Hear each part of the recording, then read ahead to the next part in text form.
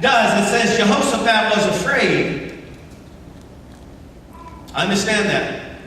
But notice what he did. He decided to seek the Lord's advice. I mean, here's the king.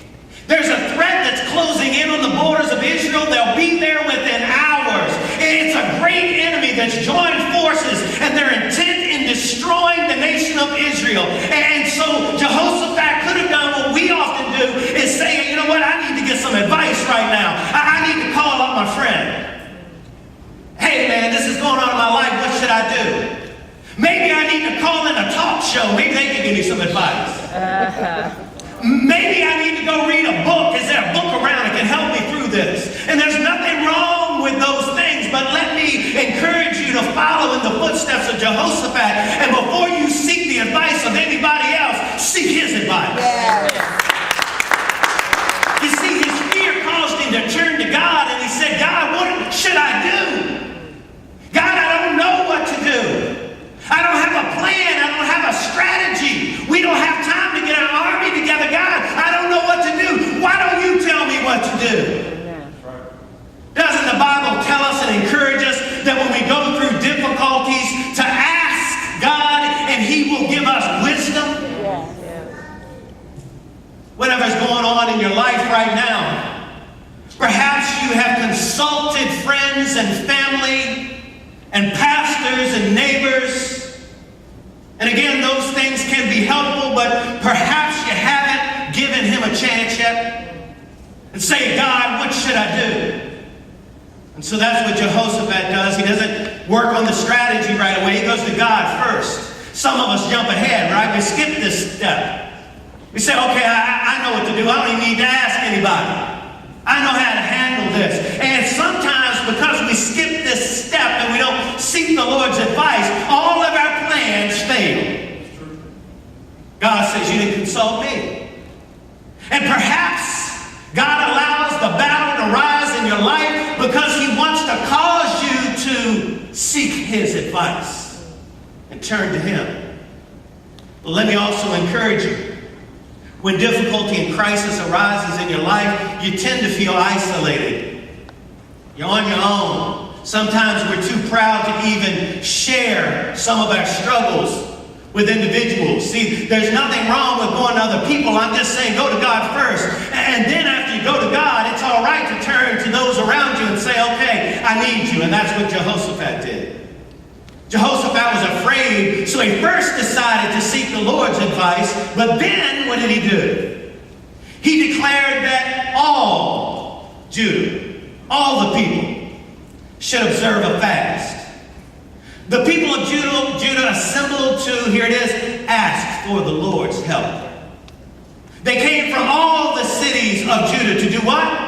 To ask for the Lord's help. You see, when he turns to his family, he doesn't necessarily turn and say, okay guys, I've gone to God, I've asked him for help, now he hasn't given me any answer yet, so I'm coming to you. What should I do? No, he's not coming to them to get any advice, is he? You better preach, Steve. He says, I'm coming to you because I need you to join with me in asking God to help. Come on. Yes. What I need you to do is I need you to join with me. I need you to pray with me. And I need you to ask God to help in this situation. Not only pray, he says, what I'd like you to do is I'd like you to get so serious about asking God for direction and deliverance that you forego food. Wow. Because what that does in a fast is you're saying, you know what? There's nothing I need more right now than God's direction and deliverance. Yes.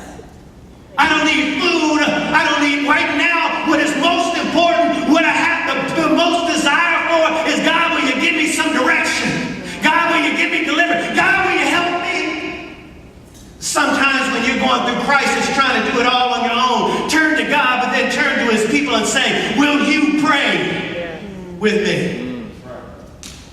See, sometimes I think we don't really believe in the power of prayer. We quoted the early church father before who says that prayer is the slender nerve that moves the muscle of omnipotence. Prayer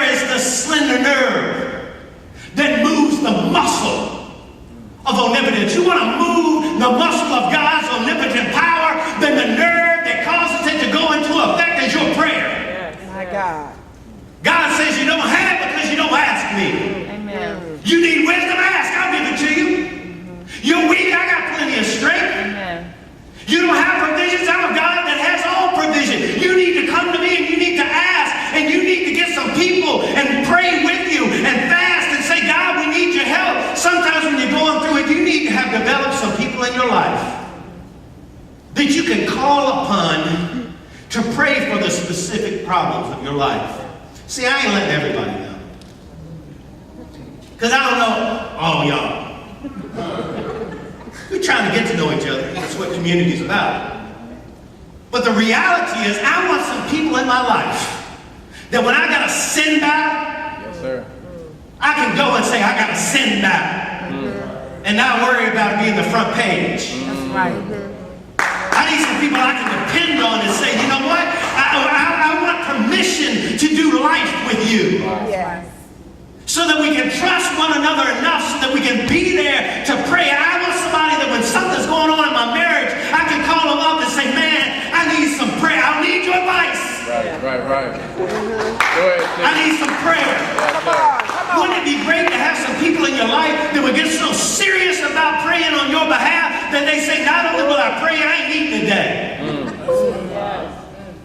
I'm going to spend all day praying for God to help you. That's why small groups we're trying to develop here in Life Church is so important. Because it enables you to connect. I'm looking at you, Kevin. I know you can attest to the fact that your group of refrigerators has grown a bond over the last several months, and y'all start to trust each other, don't you? You're doing life together. You're praying for one another. You see, it doesn't happen on Sunday. I love Sunday. But on Sunday, we're able to come and to corporately worship God, and that is important. It's great. It's what we got to do. But if you want to develop community, you need to get in a smaller group. You need to establish some friendships in your life that are beyond just hanging out. You need to get some people in your life that are more than just boys or my girls. But that they care enough about your life that they will pray for you for God's help, and you need to be there for them. So they all get together. Think about it now. 3 nations coming. They're still coming. Right now, I mean, Jehoshaphat and his leaders haven't come up with any strategy. All they're doing is going to God.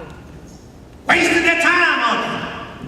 They need to get something together. I mean, they don't have all day. This is a crisis. It's happening now. I need to do something. No, Jehoshaphat says, here's what we're going to do. We're going to seek the Lord's advice. We're going to pray, and we're going to fast, and we're going to say, God, I need your help. God, would you give us direction? God, would you give us deliverance? That's what we're going to do. We're not going anywhere until we come to you. So what's next? You seek the Lord's advice. I don't know about you, but I found that sometimes they'll say, God, what should I do? You don't say anything. I want it right now. Hey, they're at the door. They're coming. They intend to destroy God. I don't want you to rush, but they're right here. Right. What do? Listen,